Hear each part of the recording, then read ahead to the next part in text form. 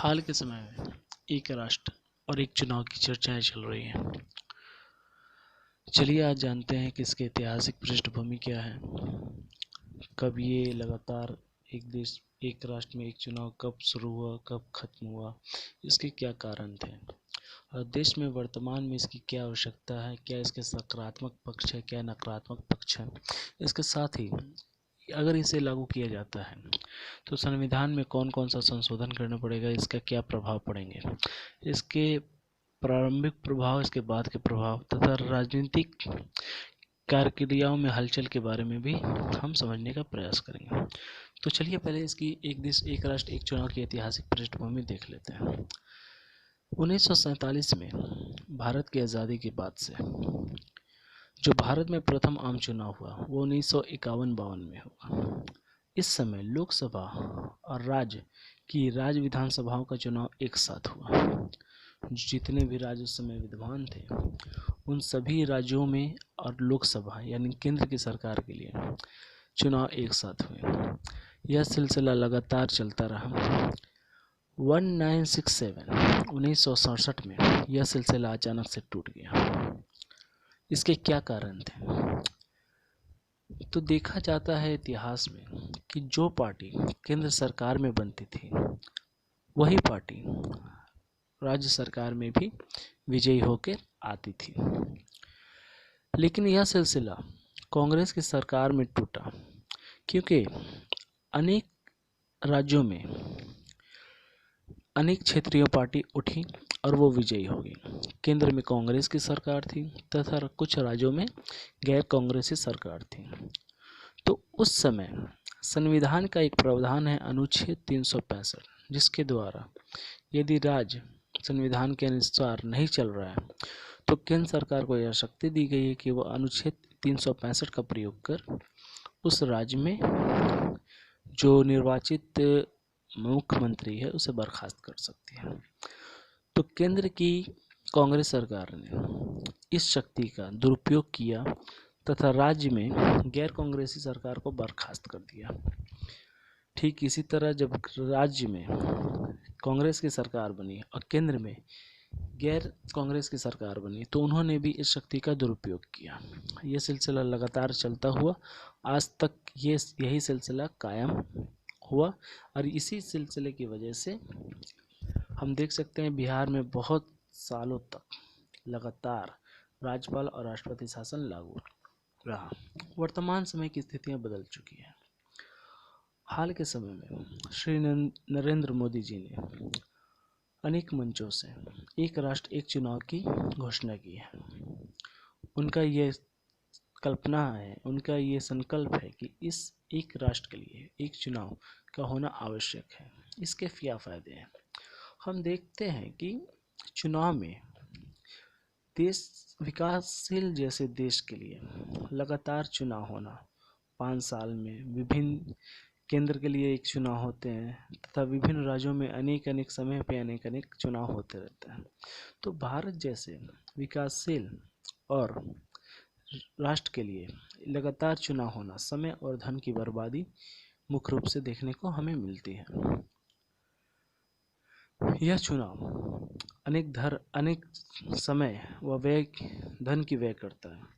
हाल के समय में यदि हम देखें नवंबर 2020 के चुनाव के बाद लगभग आगामी 3 वर्षों तक कुल 20 राज्यों में चुनाव होने वाला है। यानी हम अंदाज़ा लगा सकते हैं कि हर 3-4 महीने पे किसी न किसी राज्य में चुनाव होंगे, जिसकी वजह से केंद्र की जो सत्ताधारी पार्टी है वो विभिन्न राज्यों में अपने पार्टी का प्रभुत्व स्थापित करने के लिए अनेक जगहों पर जाएगी और जिससे उनकी प्राथमिक क्रियाएं जो देश के विकास, चहुमुखी विकास और देश की कल्याणकारी योजनाओं को लागू करना है, कल्याणकारी योजनाओं के द्वारा देश में जो कल्याण लाना है उसमें कहीं ना कहीं रुकावट आ जाती है।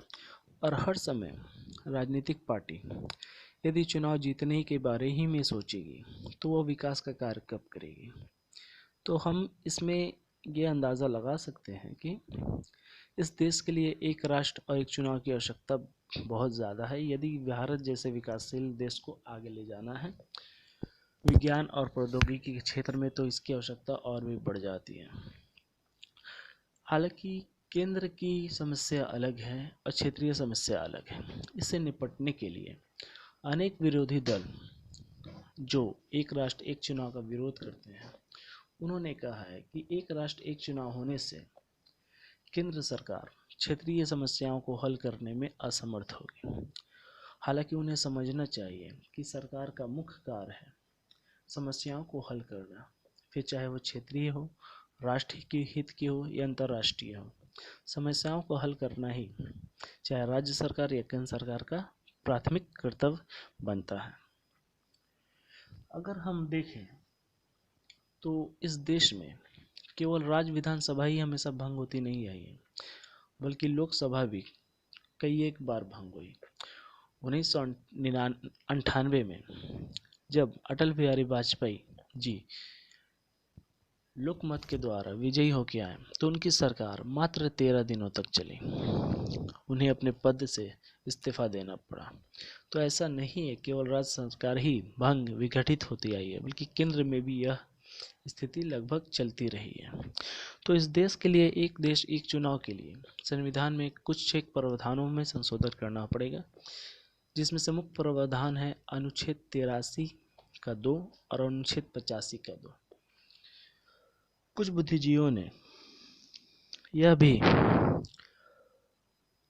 समस्याओं को व्यक्त किया है कि यदि लोकसभा और राज्य विधानसभा के चुनाव एक साथ होते हैं तो इनमें क्या घाटा देखने को मिलेगा। तो इसमें मुख्य घाटा यह है कि एक समय पे लोक और राज्यसभा चुनाव का हो जाना इस देश के समय और धन की तो बर्बादी बचाता ही है, साथ साथ देश में कई विकासशील और लोक कल्याणकारी योजनाओं को भी आगे ले जाने का कार्य करता है। लेकिन इससे सरकार के जनता के प्रति सरकार की जवाबदेही कम होगी, क्योंकि सरकार के मन में इस बात का भय नहीं होगा कि यदि वो सही रूप से कार्य नहीं करेंगी तो आगामी आने वाले राज्यसभा चुनाव में, राज्य विधान परिषद के चुनाव में उन्हें हार का सामना करना पड़ेगा, जिनसे उनकी बहुमत खोती जाएगी और कानून को पारित होने में अनेक समस्याओं का सामना करना पड़ेगा। ये जनता की ओर से सरकार की जवाबदेही है कि वह इस एक देश एक राष्ट्र एक चुनाव को सुव्यवस्थित तरीके से हल करे। हालांकि निर्वाचन आयोग ने इस संबंध में पहले ही कह दिया है कि इस देश के लिए एक राष्ट्र एक चुनाव की अति आवश्यकता है। निर्वाचन आयोग इसे पूर्ण सहमति से स्वीकार करता है। कुछ एक राजनीतिक पार्टियां हैं देश में, कई राष्ट्रीय पार्टियां तथा सैकड़ों की मात्रा में क्षेत्रीय पार्टियां, इन्हें राजी कर पाना लगभग असंभव लगता है। इसे संभव करने के लिए केंद्र सरकार को ही पहल करनी चाहिए, जिसके लिए केंद्र सरकार एक अध्यादेश के द्वारा एक राष्ट्र एक चुनाव की घोषणा कर दे और जिन राज्यों में क्षेत्रीय दलों के आपसी टकराव के कारण यदि किसी राज्य की सरकार गिरती है तो जो क्षेत्रीय दल उस सरकार को गिराने में मुख्य भूमिका निभा रहे हैं उन्हें ही वैकल्पिक सरकार बनाने की जिम्मेवारी दी जानी चाहिए। यदि वह वैकल्पिक सरकार बनाने में असमर्थ होते हैं तो उस राज्य में उपचुनाव कराने की आवश्यकता ना हो, बल्कि वह उस राज्य का पूरा शासन राष्ट्रपति स्वयं अपने हाथों में ले ले। ठीक इसी तरह किसी सदस्य की असामयिक मृत्यु और त्याग देने की स्थिति में पद सरकार के कार्यकाल पूरे होने तक उपचुनाव न कराया जाए, बल्कि वह राष्ट्रपति के अधीन उस राज्य का शासन प्रशासन चलाया जाए। क्योंकि यह हकीकत है कि हर समय होने वाले उपचुनाव न केवल सरकारी कामकाज की गति में विरोध पैदा करते हैं, बल्कि केंद्र और राज्य सरकारों की अनावश्यकता रूप से आर्थिक बोझ भी उठाना पड़ता है। इसके लिए यह आवश्यक है कि केंद्र सरकार तथा राज्य सरकार आपस में मिलकर के इस पे एक वैधानिक कानून बनाए।